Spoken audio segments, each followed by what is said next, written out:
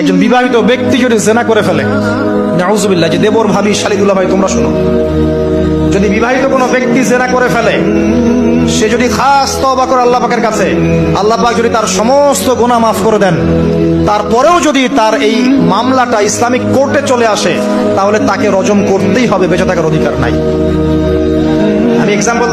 আমি দলিল দিচ্ছি, শোনেন। নবী সাল্লাল্লাহু আলাইহি ওয়াসাল্লামের একজন সাহাবী, মহিলা সাহাবী, তিনি পাপ করে ফেলেছেন। কি করেছেন? জেনা করে ফেলেছেন। বিবাহিত ব্যক্তি ছিলেন।